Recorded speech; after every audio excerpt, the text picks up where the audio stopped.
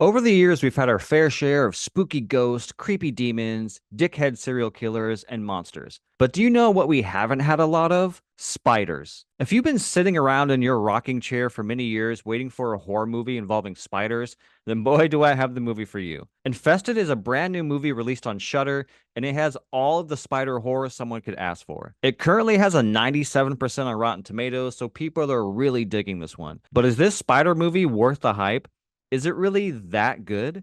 So, Infested is about a young man named Caleb who collects exotic animals in his tiny apartment. One day, he brings home an unusual spider and accidentally lets it slip away. Soon after, his entire apartment complex is overrun by deadly arachnids. The police quarantine the entire building, leaving Caleb and his friends to fight for survival and escape the building alive. This movie, for the first hour or so, really had me hooked. The setup is solid, the characters are interesting, and the tone and atmosphere of this apartment building is really effective. It's a really strong start to this little spider horror film. In fact, so many times in the first hour, the film gave me the heebie jeebies. And it wasn't just me. My girlfriend was squirming all over the couch during this movie. And the reason is that spiders are just fucking scary, man. If you're one of those people who don't kill spiders when you see them, then I beg you to watch this. After watching this, I guarantee you'll start murdering every spider you see like you're the equalizer. The movie does such a good job at understanding what makes spiders scary and harnessing that feeling we all have. There's a sequence early on that takes place in a bathroom where one of the characters is attacked by a spider. She escapes into the shower and yells for help. Her boyfriend carefully comes in and tries to find and kill the spider. This whole little sequence to me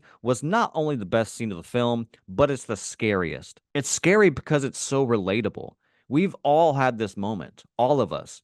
You see a spider, you look away to find something to kill it with, you look back, and it's gone. This whole scene was the most effective horror scene I've seen in recent memory, and it's literally just some guy looking for a spider in his bathroom. It's moments like this that make this movie so compelling. And the first hour or so have so many scenes like this. But unfortunately, the film goes off the rails for me, but we'll get into that in a moment. Another aspect I love was how secluded it is. I'm a sucker for one location type of movies, especially horror movies, and I think this movie does this subgenre justice. And what adds to the tension is the fact that when shit goes down, the police quarantine the building, refusing anyone to leave. It's very reminiscent to the film Quarantine or Wreck. And the comparison doesn't really stop there because this movie is essentially a zombie movie, but instead of zombies infecting people, it's big ass spiders, which is a pretty neat concept. I also like the main character, Caleb. The other characters are pretty disposable, if I'm being totally honest, but Caleb was relatable enough for me to give a shit. I enjoyed his journey and love where the movie ends.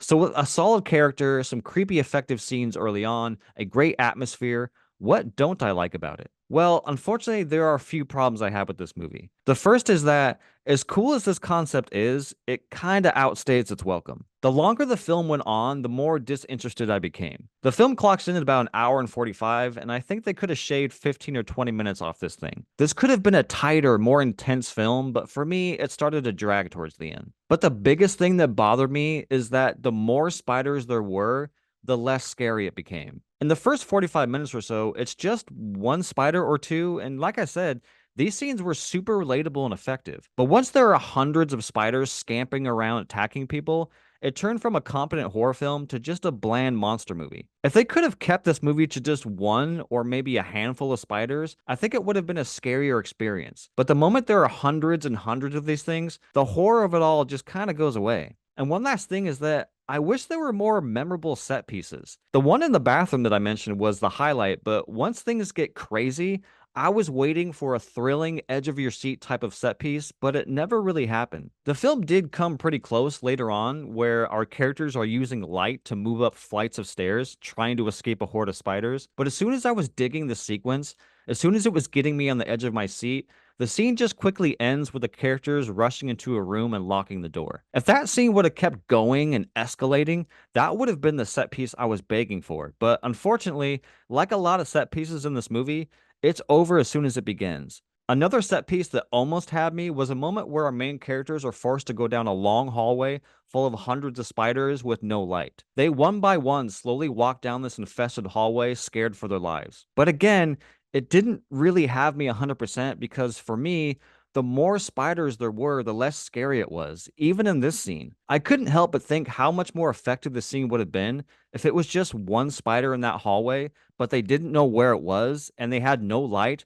but they must walk through the long corridor. That to me would have been a white knuckle scene, but instead, what we get is just a group of characters slowly walking down the corridor, dodging their heads from countless spiders and cobwebs. Again, maybe the scene will work for you, but for me, it wasn't as thrilling as the movie wanted it to be. Infested is a solid horror film, and adding spiders into the mix was a refreshing take on this genre. Is it gonna blow your mind? No, probably not, but it's 100% worth a watch. Like I said, the first hour or so is excellent, but unfortunately, the film downgrades to just cheap monster movie in the later half of the film. So you may dig that, but for me, I was more interested in when it was just a spider or two. Give this one a watch. I'm sure you'll enjoy it just as much as I did, but just remember to bring your bug spray because you're gonna need it.